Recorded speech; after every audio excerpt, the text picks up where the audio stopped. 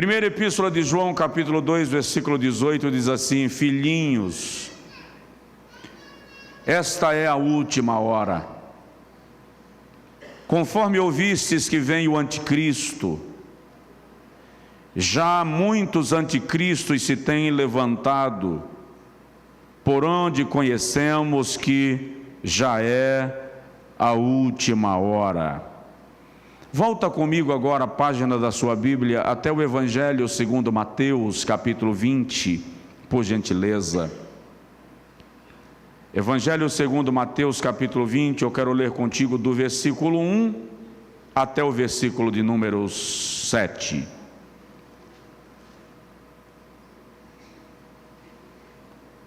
Diz assim: porque o reino dos céus é semelhante a um homem, a um dono de casa, que saiu de madrugada para assalariar trabalhadores para a sua vinha. Diga comigo, de madrugada. Versículo 2: e tendo ajustado com os trabalhadores a 1 denário por dia, mandou-os para a sua vinha. Saindo pela 3ª hora, viu na praça outros que estavam desocupados. Diga comigo, 3ª hora.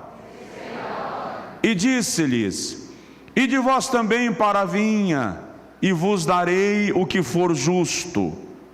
E eles foram. Tendo saído outra vez, perto da hora 6ª e da 9ª, procedeu da mesma forma. E saindo por volta da hora undécima, encontrou outros que estavam desocupados e perguntou-lhes: por que estivestes aqui desocupados o dia todo? Responderam-lhe: porque ninguém nos contratou. Então lhes disse ele: ide também vós para a vinha. Quantos podem dizer amém? Amém. O tema deste congresso é a caminho da terra prometida. E eu quero falar um pouquinho sobre esse caminho da terra prometida, sobre esta viagem que nós estamos empreendendo. Chegar ao céu é uma viagem longa, nela há espinhos. Em alguns momentos o caminho fica mais estreito, você é atacado por leões, lobos e ursos, e muitas vezes você nem sabe por que está sendo atacado, nem de onde veio o ataque, mas é parte da sua trajetória. Você vai morar no céu. Ninguém me ouviu, o som deve ter falhado. Eu disse que você vai morar no céu. Você não pode ficar calado quando você recebe uma palavra dizendo que você vai morar no céu.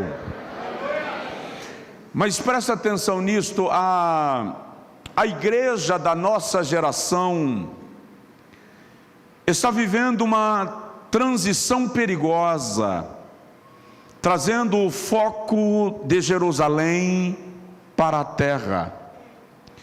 Estamos mais preocupados com as conquistas daqui do que com a chegada na glória eterna.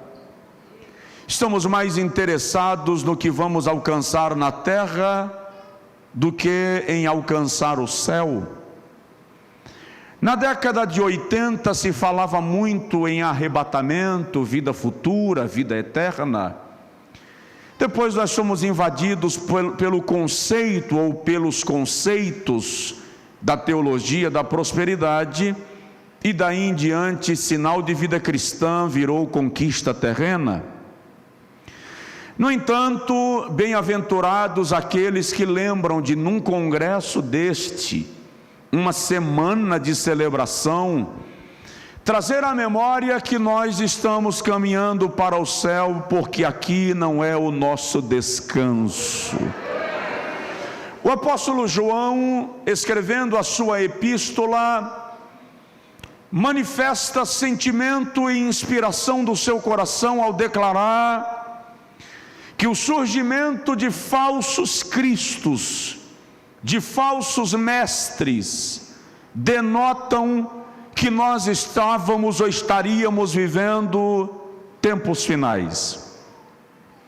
Alguém já me disse que a expressão de João é fruto de um sentimento imediato, visto que antes de João surgiram outros movimentos anti-Deus, e depois de João surgiram muitos nomes que foram compreendidos como anticristos. Portanto, não há como estabelecer uma época, uma previsão, uma perspectiva de arrebatamento, de estada da igreja na terra ou de retirada dela.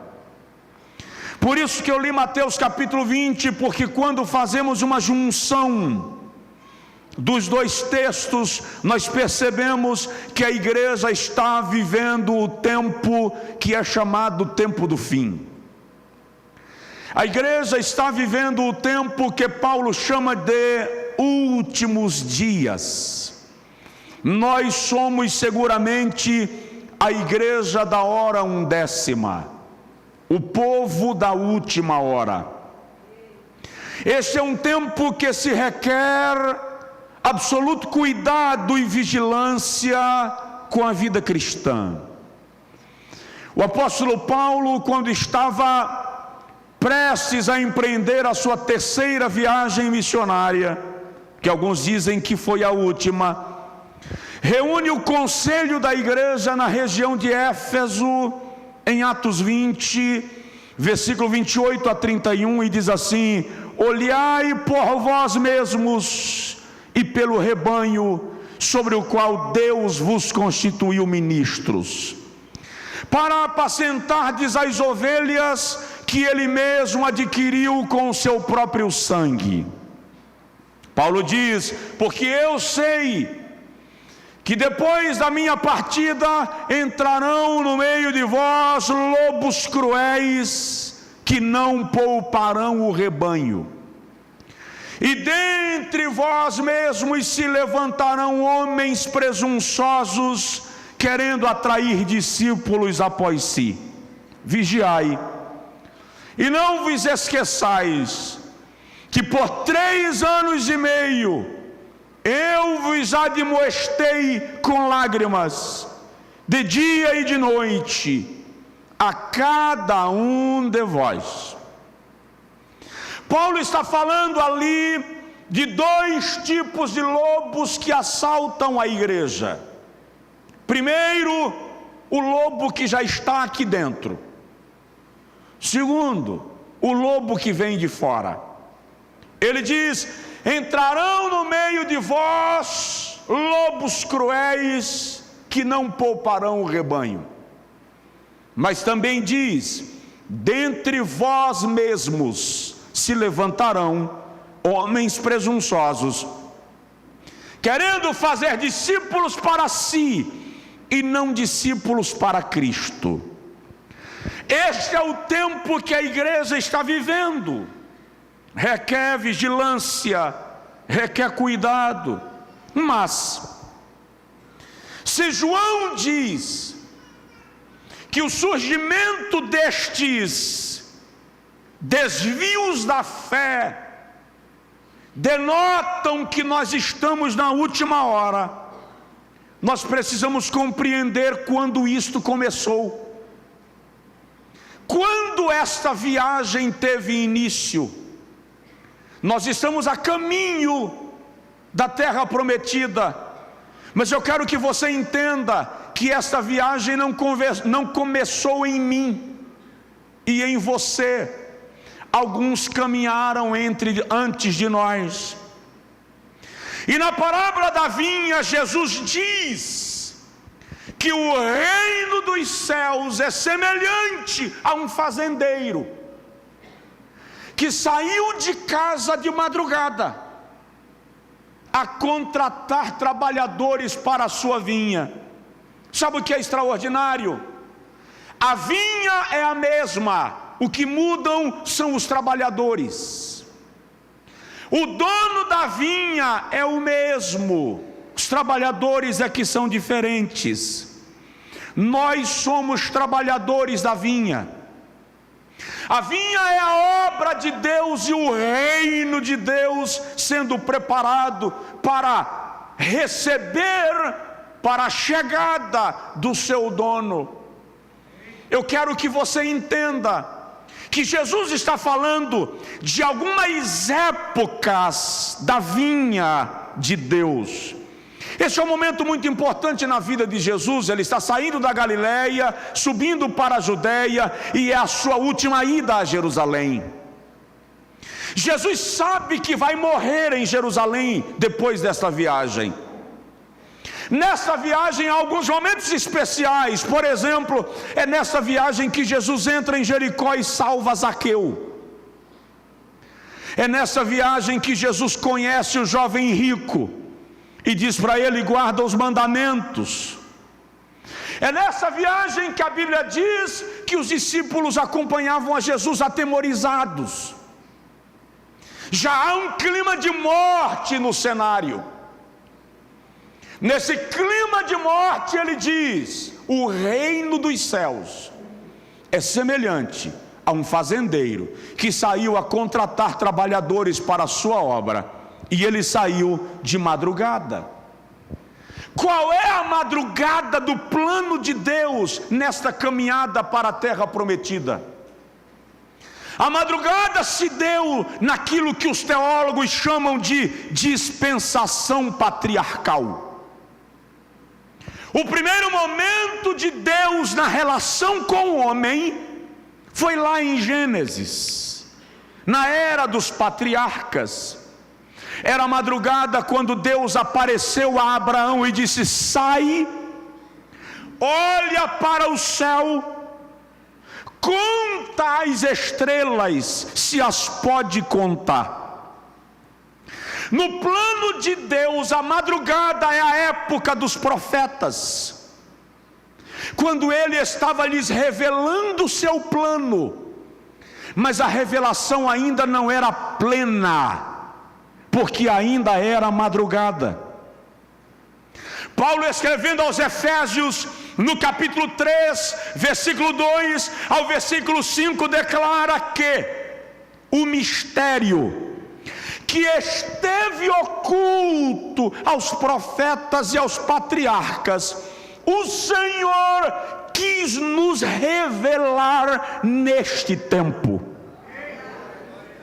É preciso entender que a relação de Deus com Abraão, com Moisés, apesar de ser uma relação real, pessoal, não era plena na sua revelação. Eles não compreendiam tudo que Deus estava lhes mostrando acerca do futuro. Vou dar um exemplo extraordinário. Abraão sai da sua casa, vai a Moriá, levar Isaque para sacrifício. Como é que Abraão entende que vai voltar com Isaque? Iremos adorar e juntos voltaremos. Quem é pai aqui, levanta a mão. Ou mãe, por favor. Quem ama a Deus sobre todas as coisas aqui, levanta a mão, por favor. Deus aparece a você hoje e diz: eu quero que você degola o teu filho num altar. Quem vai? Levanta a mão.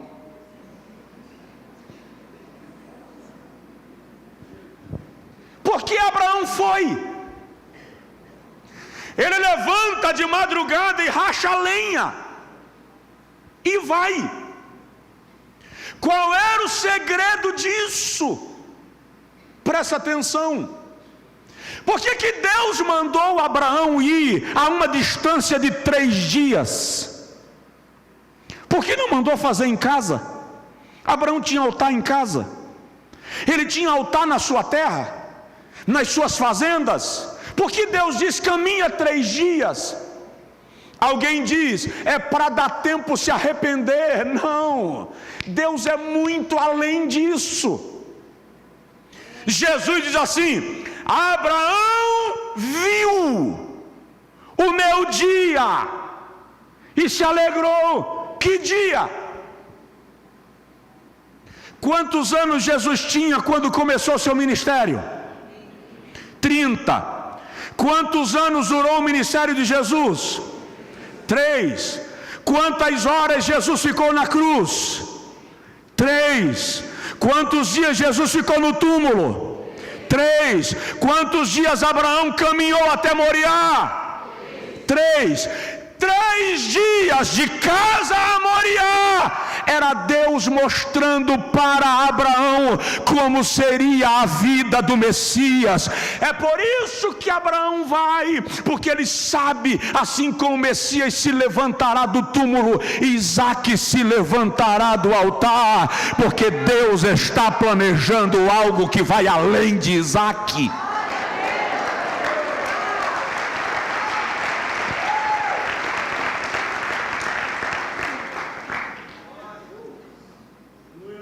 Era a madrugada do plano de Deus. Abraão já estava caminhando.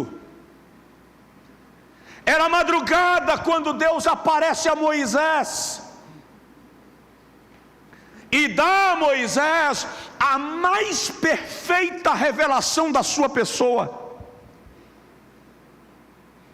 A maneira como Deus se revela a Moisés é a mais plena revelação de Deus a um homem. No Antigo Testamento, Yahvé, Yasher, Yahvé, eu sou o que sou. Essa frase é muito além do simples eu sou o que serei. O que Deus está dizendo a Moisés é: eu sou o que você precisar que eu seja. Vamos traduzir? Deus está dizendo a Moisés: se você tiver fome, eu sou o pão. Se você tiver sede, eu sou a água. Se você estiver doente, eu sou quem te sara. Se você estiver caído, eu sou quem te levanta. Se você estiver sozinho, eu sou amigo. Se você estiver fraco, eu sou força. Se você estiver sendo perseguido, eu sou fortaleza. Eu sou aquilo que você precisar que eu seja.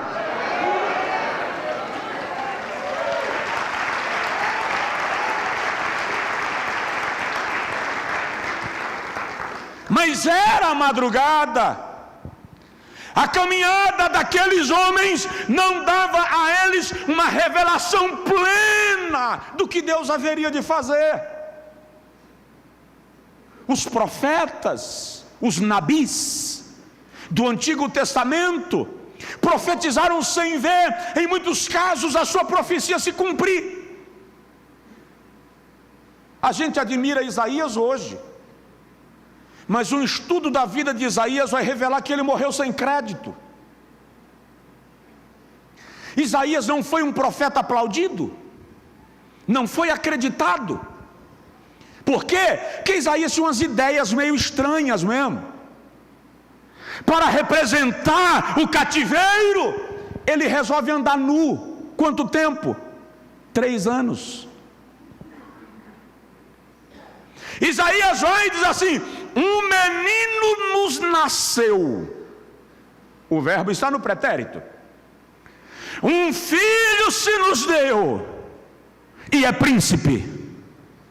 E o seu nome será maravilhoso, conselheiro, Deus forte, Pai da eternidade e príncipe da paz. Manda ver no palácio se nasceu príncipe. Não nasceu. Como crer nessa profecia? Por que que eles vivem isto? Porque era a madrugada no plano de Deus.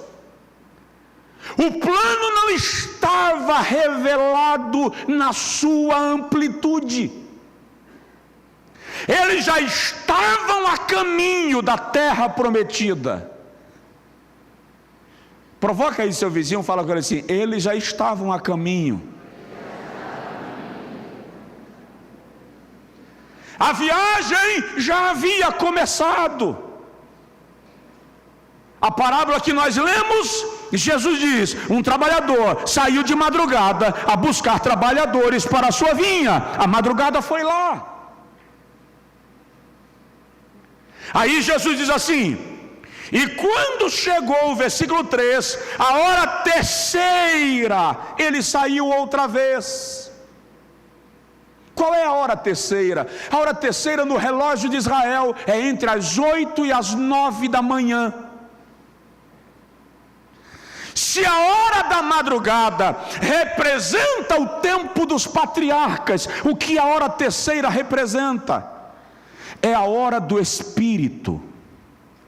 É o momento que o Espírito Santo desce sobre a igreja para mudar a trajetória, para mudar a caminhada. É só ler Atos dos Apóstolos, capítulo 2, versículo 14, quando diz: ainda é a terceira hora do dia. Essa é a hora que o Espírito escolhe para inaugurar a igreja. Presta atenção e anota se estiver fazendo. No Antigo Testamento, o Espírito Santo vinha sobre 3 classes de pessoas: reis, profetas e sacerdotes. Mas o Espírito realizava a obra que viera para realizar e ia embora. É por isso que Elias enfrenta 400 profetas de Baal e corre do recado de Jezabel. Depois do dia de Pentecostes, o Espírito Santo não vem em situações específicas, ele habita em mim e em você. Ele não vai embora de você, ele permanece na sua vida, te enchendo e te abastecendo. João 14,16, Jesus diz: e eu rogarei ao Pai, e ele vos dará, que é algo permanente, outro Consolador, o Espírito da verdade, o qual o mundo não vê, nem o conhece, mas vós o conheceis, porque ele estará convosco e habitará em vós. O diabo não te respeita por causa do teu tempo de crente. O diabo não te respeita por causa do nome da igreja que você congrega. O diabo te respeita porque ele sabe que em você habita a divindade, a pessoa do Espírito Santo. Ele está em você, na sua vida. Atos 2 diz assim: e cumprindo-se o dia de Pentecostes, estavam todos reunidos no mesmo lugar. De repente veio do céu o som como de um vento impetuoso que encheu toda a casa em que estavam assentados. E foram vistas. Foram o quê? Vistas, não foram apenas ouvidas, foram vistas. Línguas estranhas, como que de fogo, as quais pousaram sobre cada um deles, e todos foram cheios do Espírito Santo, e começaram a falar em outras línguas, conforme o Espírito lhes concedia que falassem. O poder em Pentecostes foi tão extraordinário, que as línguas não foram apenas ouvidas, elas foram vistas. Isso aqui é literal, não é poético, não é metafórico. É simples. Pedro olha para Tiago e diz: Tiago, tem fogo na tua cabeça, tem uma tocha. Na de João também tem. Aí Bartolomeu diz: oh, Pedro, na tua também tem fogo. Ou seja, o fogo antes de entrar pousou, veio sobre eles para revesti-los do poder de Deus. 8 anos depois do dia de Pentecostes, o mesmo movimento acontece em Samaria, em Atos capítulo 8. 10 anos depois do dia de Pentecostes, acontece a mesma coisa na casa de Cornélio, em Atos 10. E eu gosto daquele episódio, porque o Espírito Santo chega para Pedro, bispo Gerson, e diz assim: Pedro, eu quero que você vá pregar na casa de um gentil. Aquilo era uma afronta para a mentalidade religiosa de Pedro. Pedro disse: não vou não, eu sou judeu, não me misturo com gentil, eu sou puro, gentil é imundo. O Senhor diz assim: ó Pedro, não chama de imundo aquele que eu já santifiquei. Aí Pedro vai. Só que Pedro foi tão enfesado que ele chegou lá querendo bagunçar. É só ler Atos 10. A pregação de Pedro é assim: vocês sabem, está lá em Atos 10, que eu sou judeu, E não é lícito para um judeu se misturar com gentios. Irmão, se o pregador de hoje à noite começar com essa pregação, você levanta e diz assim: bispo, manda embora ou a gente sai. Por quê? Porque eu sou puro, circuncidado da aliança de Abraão, e vocês são imundos. A Bíblia diz em Atos 10:44 assim: enquanto Pedro ainda falava, o Espírito Santo caiu na casa de Cornélio. Essa é a única vez na Bíblia que o Espírito Santo cai. Em todas as outras vezes o Espírito Santo desceu, o Espírito Santo se apoderou, o Espírito Santo se manifestou. Mas em Atos 10:44 ele diz assim: o Espírito Santo caiu enquanto Pedro ainda falava. É mais ou menos assim: Pedro está lá bagunçando tudo, ele ia fechar a porta da salvação para os gentios, e o Espírito Santo disse: não, Pedro, mas não foi isso que eu te mandei fazer. Pedro, não é isso, Pedro. E Pedro está lá. Aí o Espírito Santo diz: eu vou interferir, eu vou entrar no meio. E o Espírito Santo cai com impacto, se derrama, impacta a casa de Cornélio, e todos começam a falar em línguas, e em línguas magnificavam a Deus. É a hora do Espírito. É a hora terceira, é a hora que o Espírito Santo vem revestir os viajantes para continuar a caminhada. Eu fui ministrar certa feita num seminário teológico, uma aula de conclusão de curso, e era um seminário de convicções tradicionais, e eu respeito muito isso, respeito as convicções. Então dei uma aula sem tocar na questão da contemporaneidade de dons. Quando eu terminei a aula, o líder do seminário, o reitor, o diretor do seminário, disse assim: agora as perguntas estão franqueadas. Essa é a parte que eu não gosto muito, tem muita surpresa nisso. Aí um rapaz levanta com a Bíblia na mão e diz assim: pastor Josué, por que vocês pentecostais não param de mentir e não começam a pregar a verdade? Eu disse para ele acerca de, ele disse: vocês pregam que batismo no Espírito Santo é para hoje, e vocês ainda têm a coragem de usar Atos capítulo 2 para fundamentar os argumentos de vocês. Aí ele abriu o texto e leu lá: hoje se cumpre a palavra do profeta Joel. Pastor Josué, a profecia de Joel não vale para hoje, se cumpriu na igreja primitiva. Aí ele disse: o senhor prega para uma multidão todo dia, por que não começa pregando a verdade para eles? Foi constrangedor, o pessoal calou, ele sentou se sentindo assim, o cara, final de seminário, o cara está fervendo, ele está a fim de discutir até quem foi que invernizou a barata. Quando ele sentou, eu disse para ele: parabéns, 4 anos de seminário te ajudaram a identificar algumas referências bíblicas e te deu uma linha de raciocínio, mas eu vou te fazer uma pergunta antes de responder a sua. Você crê que o Espírito Santo que usou a Joel é o mesmo Espírito que usou a Pedro? Ele disse: eu creio, é claro. Falei com ele: então o problema está resolvido. A profecia de Joel não vale para mim hoje, tudo bem, eu aceito. Ela se cumpriu em Atos capítulo 2.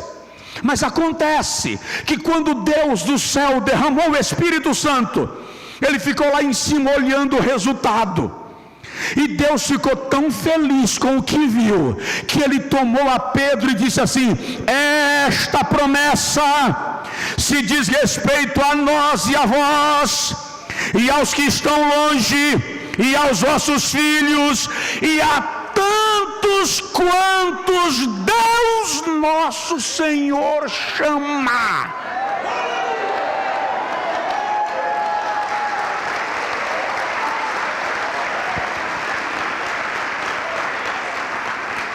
Provoca seu vizinho e diz para ele: a promessa do Espírito é para você.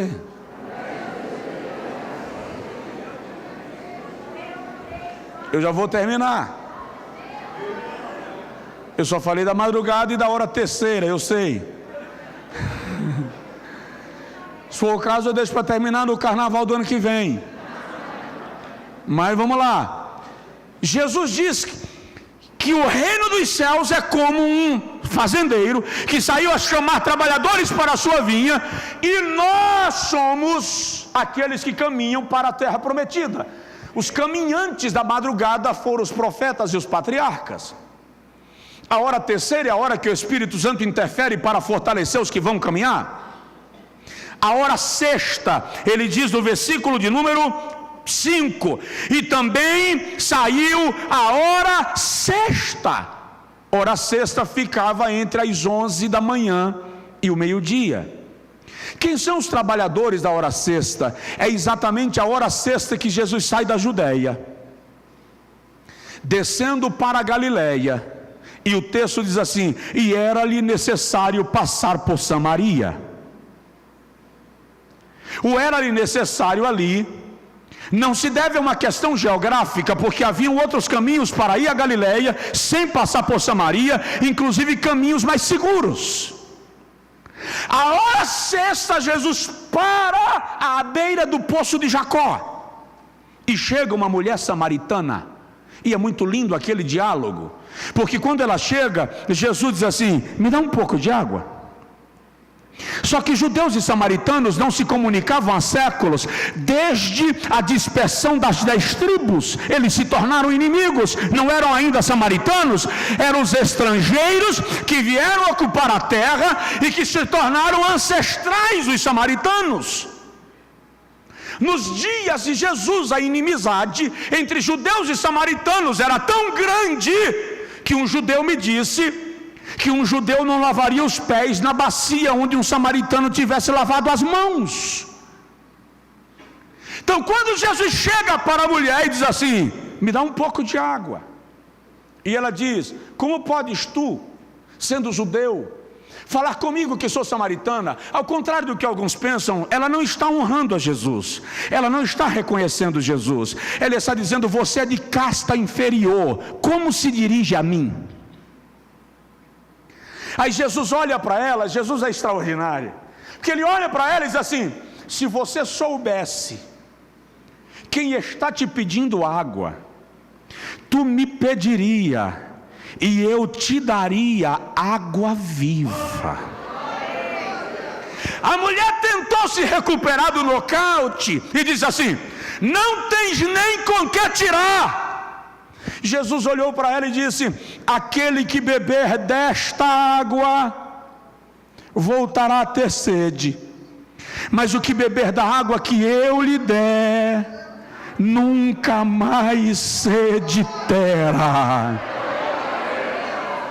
Aí a mulher diz assim: tá, deixa eu ver se eu entendi, me responda uma pergunta teológica. Você sabe que há uma guerra entre nós por causa do lugar de adorar, porque nós samaritanos achamos que Deus tem que ser adorado no monte, e vocês dizem que Deus tem que ser adorado em Jerusalém.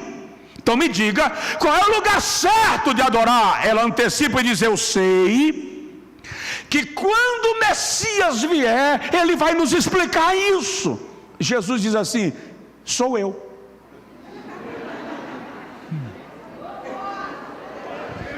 Eu o sou, e te digo que a hora vem, e é a partir de agora. Aquela mulher causou uma mudança no relógio programático de Deus. Jesus diz: a hora vem, e é a partir de agora. É a partir de, antes de estabelecer a igreja, eu já estou mudando o conceito de adoração. Porque a partir de agora, o verdadeiro adorador não estará no monte nem no templo, mas depende do seu coração cheio de verdade e uma adoração espiritual.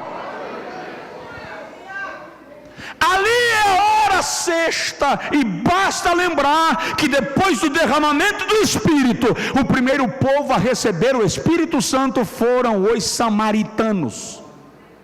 É só ler Atos 8. A hora sexta foi a hora que o Evangelho rompeu os limites de Jerusalém e foi a Samaria. E acredite, os discípulos não queriam que isso acontecesse. E a hora nona, vamos agilizar um pouquinho, porque eu quero lhe explicar a hora undécima. E a hora nona, versículo de número 5. A hora sexta é a hora dos samaritanos. A hora nona, a Bíblia diz no versículo 5 que o dono da fazenda saiu a contratar mais trabalhadores. Era a hora nona, quando Cornélio orava. Atos 10. E quando Cornélio orava, a hora nona, o anjo do Senhor lhe apareceu e disse: manda buscar um varão chamado Simão, de codinome Pedro, e ele te dirá o que deves fazer, porque as tuas orações e as tuas esmolas chegaram diante do Senhor Deus. A hora nona é o horário que Deus abre a porta da graça para mim e para você. O Evangelho alcança os gentios. É o momento que o Evangelho sai do ambiente judaico, sai do ambiente de Samaria e alcança a região gentílica. Da casa de Cornélio, o Evangelho chegou na Europa, na América e até nós. Você tem que entender a importância disto, porque se aquela hora não tivesse acontecido, se Pedro com toda a sua teimosia não tivesse ido lá, o processo não teria acontecido conforme aconteceu. Deus abriu uma porta de salvação para mim e para você. Esta é a hora nona. O momento que o Evangelho alcança as nações além de Israel. E a Bíblia diz que o dono da fazenda saiu a hora undécima. Qual é a hora undécima? Das 17 às 18 horas. Finalzinho do dia. A hora undécima é considerada a última hora do dia. Alguém disse para nós que a marca do arrebatamento é a meia-noite. Mas Jesus diz assim, João 9, trabalhai enquanto é dia, para que a noite não vos alcance. O plano de Deus é que a igreja seja movida, antes que a noite chegue. Nós estamos vivendo a última hora do dia. Esta é a hora que o sol começa a declinar e o seu brilho começa a desaparecer e a noite chega. A igreja está vivendo um momento tenebroso da sua história. Ela está vivendo o final do dia dessa trajetória de caminhada rumo à terra prometida. A hora undécima é a hora que as serpentes, ou a noite, é a hora que as serpentes começam a sair dos seus lugares e vêm para a beira do caminho. É a hora que as hienas deixam suas tocas e vêm espreitar a presa. É a hora que o lobo começa a uivar e o leão começa a rugir. O que eu estou lhe dizendo é que nós estamos vivendo o tempo chamado tempos trabalhosos. Estamos vivendo um tempo perigoso da expressão da fé, de uma liberação diabólica de todo tipo de blasfêmia. Nunca se profanou o nome de Deus como se faz na nossa geração. Até porque antigamente se profanava e se blasfemava, mas era local. Hoje se profana o nome de Deus e se transmite via satélite para que o mundo veja. Nunca a humanidade se colocou tão ante Deus como na nossa geração. É a hora 1/10. Nunca ser crente foi tão complexo, em meio a tantas ideologias, ideias, conceitos e filosofias que se vendem de todas as formas e por todas as vias para aqueles que estão desprovidos da graça de Deus. Nossos jovens são atacados nas universidades, nossos professores são atacados nas universidades, nossos profissionais são questionados. Passando na imigração da Itália outro dia, indo para Israel, o funcionário da imigração me disse: e para que em Israel? Quem é Jesus? Apenas um homem comum que morreu como marginal. E ele começou a blasfemar de Jesus sem causa, com o meu passaporte na mão. A espera era que eu reagisse para segurar meu passaporte. Ou seja, é a hora 1/10. Esta é a hora que eu e você estamos vivendo. Por isso lhe digo que esta é a geração do arrebatamento. Nós estamos no final do dia. Jesus não demora a voltar. Uma igreja que ama o seu Senhor não ousa pedir para que Ele não venha. Uma igreja que ama o seu Senhor está dizendo como João: vem depressa, amado meu. Eu vou concluir a nossa reflexão desta noite lembrando para você que Jesus disse um dia: não se turbe o vosso coração, crede em Deus, crede também em mim. Na casa de meu Pai há muitas moradas. Mateus capítulo 25, Jesus diz que o reino dos céus é semelhante a 10 virgens que, tomando as suas lâmpadas, saíram ao encontro do noivo. 5 delas eram loucas e 5 delas eram prudentes. Como eu e você estamos? Em que condição? No casamento judaico que Jesus utiliza como plano de fundo para esta parábola, quando um rapaz escolhia uma moça para se casar, ele dava a ela uma medalha, uma dracma, um diadema, um colar, a depender da sua condição social. E ele tinha que gravar na medalha a frase: consagrada a mim. E o rapaz ia embora, se preparar para o casamento, construir a casa, porque na cultura judaica não importava a condição financeira do noivo, ainda que ele pudesse pagar para alguém construir a sua casa, ele tinha que trabalhar na construção dela com os seus trabalhadores. Por isso que Jesus diz: eu vou preparar-vos lugar, porque quem está preparando casa para mim e para você não são os anjos, é Jesus. Naquele período, o noivo não podia visitar a noiva.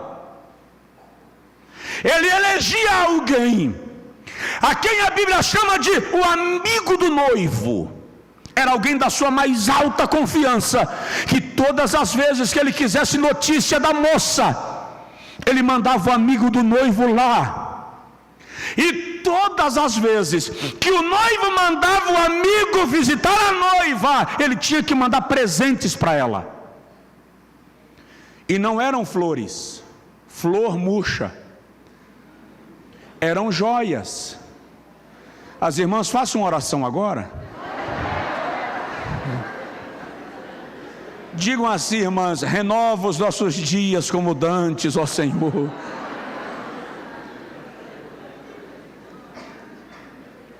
O amigo do noivo ia visitar a moça e levava joias para ela. E ela preparava um banquete. O banquete não era para o amigo do noivo, o banquete era para o noivo. Só que o amigo do noivo era quem comia, degustava, saboreava. Para quê? Para voltar para o noivo e dizer: olha, a noiva está com a aliança confirmada, o banquete está uma delícia, ela cozinha que é perfeito. Ele trazia notícias do noivo para ela e levava notícias dela para ele, até o dia do casamento. Deixa eu lhe fazer uma pergunta: quem é o noivo que deixou uma noiva consagrada para si e foi preparar casa? Quem? Jesus. Quem é a noiva que ficou aguardando a sua volta? Provoca seu vizinho e diz para ele: você.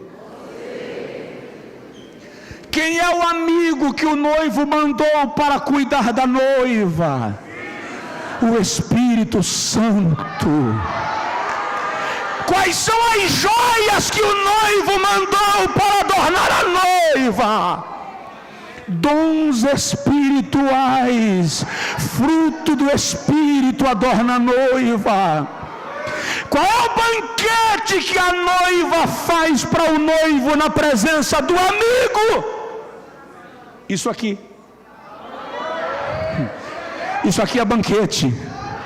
O amigo do noivo está sentado à cabeceira da mesa aqui esta noite, e nós estamos oferecendo banquete. Cada louvor, cada aplauso, cada celebração, cada momento do culto é banquete para o noivo. O noivo está recebendo e o amigo do noivo está dizendo para ele: recebe o banquete, recebe a adoração, recebe a celebração, porque a aliança está de pé. Fica de pé, por favor, quem puder, em nome do Senhor, e aplaude o nome de Jesus com alegria. O noivo vem. Aleluia. O noivo vem. O noivo vem. Provoca seu vizinho e diz para ele aí: o noivo vem. O noivo vem, o noivo vem. Nós estamos a caminho da terra prometida e o noivo está às portas. Breve, breve, breve a trombeta vai tocar e a igreja será convidada a entrar na casa do noivo.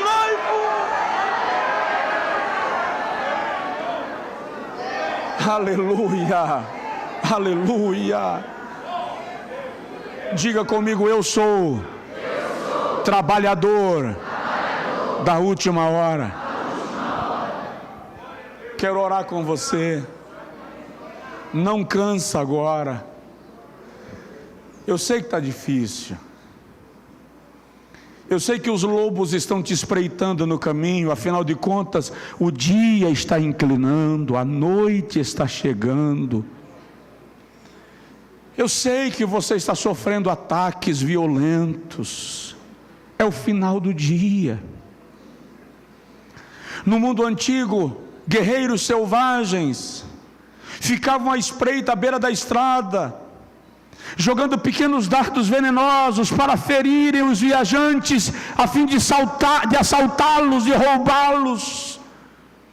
Quantas vezes você tem sido ferido por dardos inflamados do maligno? E você diz assim: não vale a pena, eu desisto, cansei. Ei, vale a pena. Você cansa, eu sei, mas não desiste, porque a glória que está para ser revelada não pode ser comparada com o que nós estamos vivenciando aqui. Ela é muito superior. Ela é extraordinária. Eu já vi alguém falando que um dia Deus, o trono, teve uma visão que Deus levantou no trono e disse assim: meu filho, vai lá buscar a igreja, chega, está na hora. E o filho disse: ainda não, pai, aguenta aí, desculpa aí, irmão, desculpa mesmo minha lentidão de raciocínio, mas eu não consigo crer que é assim, porque a Bíblia diz que há um tempo que Deus estabeleceu por seu próprio decreto.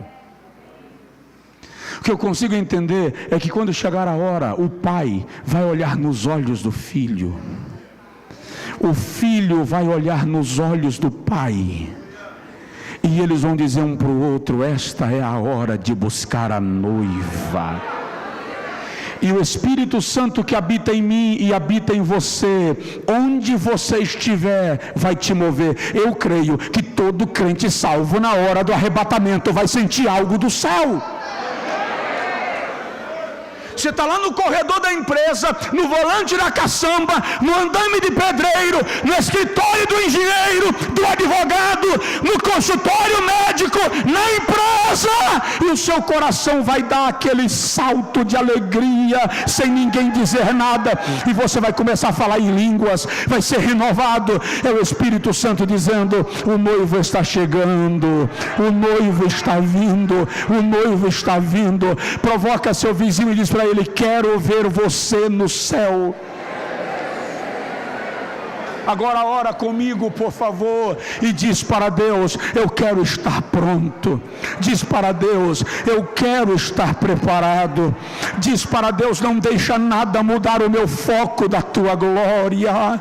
Senhor da glória, tua palavra foi pregada. Eu te peço, aplica esta palavra no coração da tua igreja. Move-te agora, Espírito de Deus, no coração daqueles que estão decididos que vão morar no céu. Ainda que teu filho esteja ferido, sangrando, cansado, não lhe deixa retroceder da caminhada à terra prometida. Vem agora, Espírito de Deus, e derrama sobre este lugar uma graça extraordinária que fortalece e que renova. Se não for pedir demais, aproveita esse momento e ora pela pessoa que está do seu lado, e ore com ele, ore com ela. Se você o conhece ou a conhece, pode estender a mão, segurar na mão, colocar a mão no ombro. Se você não conhece essa pessoa,